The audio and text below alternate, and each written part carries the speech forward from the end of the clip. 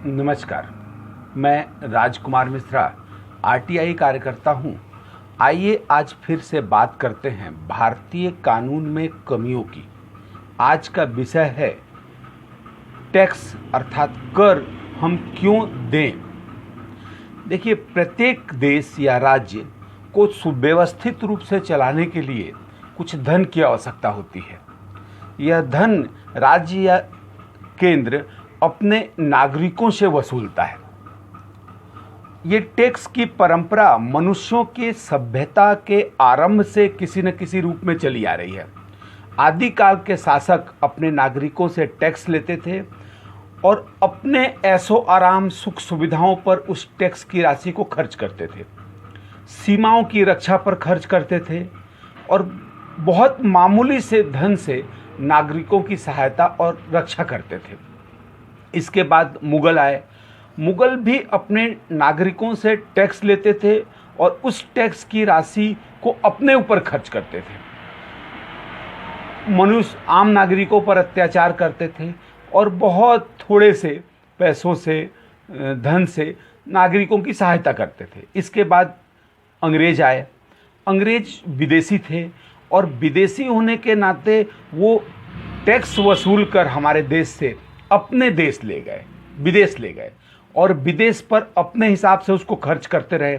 चूँकि ये विदेशी थे और इन्होंने कानून बनाया था, इसलिए कोई बंधन नहीं था उनके ऊपर। उस कानून के हिसाब से वो उसका पालन करते रहे। देखिए, अच्छा शासक कौन होता है? अच्छा शासक वो होता है जो अपने नागरिकों पर ज़्यादा ध्यान दे, बनस्पति अपने। भारत के संविधान का अध्याय 4 के अनुसार राज्य के नीति निर्देशक तत्व इस अनुच्छेद के पूर्ति के लिए, इस अनुच्छेद के लिए राज्य टैक्स वसूलता है। सरकार हमसे टैक्स लेकर हमें जहाँ ज़रूरत होता है वहाँ पुल बनाती है, रोड बनाती है, विकास का कार्य करती है, अपने अधिकारी और कर्मचारियों को वेतन देती है, उनको सुख सुविधाएं देती है, उसके अलावा उनको पेंशन देती है। इसी प्रकार से नेताओं को मानदेय दिया जाता है, पेंशन दिया जाता है और एक निश्चित आय के बाद इन अधिकारी, कर्मचारी और नेताओं से भी टैक्स सरकार वसूलती है। इनको टैक्स देना पड़ता है। हमारे देश में टैक्स का प्रारूप कुछ इस तरह का है कि भारत में रहने वाला प्रत्येक नागरिक, चाहे वो भीख मांग के क्यों ना खाता हो, टैक्स उसे देना पड़ेगा। जैसे मान लीजिए एक भीख मांग के खाने वाला व्यक्ति माचिस खरीदता है, साबुन खरीदता है, कोई वस्तु खरीदता है तो उस पर उसको टैक्स देना पड़ता है। ये सारा टैक्स सरकार के खजाने में जाता है। अब ये टैक्स की परंपरा कुछ इस तरह का है कि कई बार वस्तु के लागत से 2 गुना 2.5 गुना उस टैक्स लगने के बाद उसकी कीमत हो जाती है। जैसे किसी वस्तु की लागत 100 रुपये है, उस पर टैक्स जोड़ देने के बाद वो कई बार 200 रुपये, 250 रुपये तक की। भारत में कुल 25 प्रकार का टैक्स लगाया जाता है, जिसमें कुछ डायरेक्ट टैक्स है और कुछ इनडायरेक्ट टैक्स। भारत में डायरेक्ट टैक्स हैं इनकम टैक्स, आयकर, कैपिटल गेन टैक्स, आपने पूंजी इकट्ठा किया और पूंजी पर आपका कैपिटल बढ़ गया, धन बढ़ गया तो उस पर tax, security tax, transaction tax, दस्तूरी टैक्स, कारपोरेट टैक्स। इसके अलावा इनडायरेक्ट टैक्स में है sale tax, service tax, value added tax, custom duty tax, excise duty tax, anti dumping duty tax, professional tax, dividend distribution tax, municipal tax, entertainment tax, stamp duty, registration fee, education उपकर, gift tax, wealth tax, toll tax, Swachh Bharat उपकर, कृषि कल्याण उपकर, dividend tax, infrastructure tax और entry tax. इस तरह से कुल 25 प्रकार के टैक्स हैं। अभी इनडायरेक्ट टैक्स में से कुछ टैक्स को हटाकर राज्य सरकार जीएसटी लागू कर दी है। ये जीएसटी सारे टैक्स खत्म नहीं करता, ये इनडायरेक्ट टैक्स का कुछ टैक्स खत्म करके जीएसटी लाए गए हैं।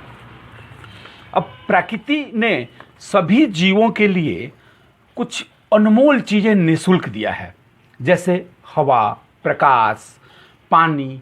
इन सरकारों का बस चले तो वो इस पर भी टैक्स लगा दें।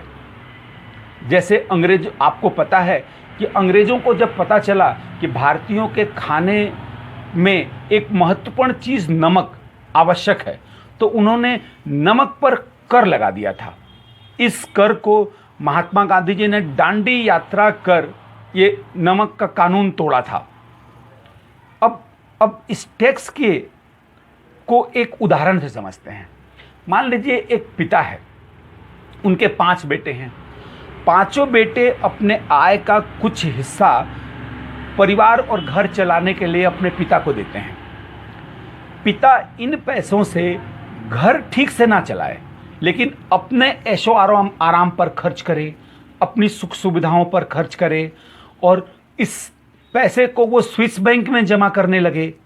परिवार में जो उसकी जिम्मेदारी है, उसमें अभाव में परिवार को रखे, ठीक से खाना ना खिलाए। ऐसे अवस्था में क्या वो बच्चे टैक्स देंगे क्या अपने पिता को? टैक्स की तरह की ये राशि देंगे क्या?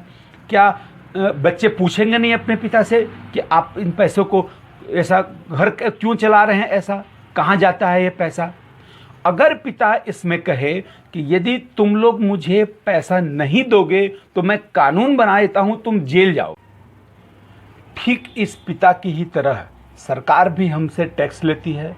हम नहीं देना चाहते तो हमको जेल भेजने की धमकी देती है, और इस टैक्स के पैसे को पूरी तरह से हम पर ना खर्च करके अपने सुख सुविधाओं, अपने ऐशो आराम, अधिकारी कर्मचारियों पर, और फिर अलग अलग तरह से इकट्ठे करती है पैसे। वो अपने कई पीढ़ियों के लिए पैसे इकट्ठे कर लेती है।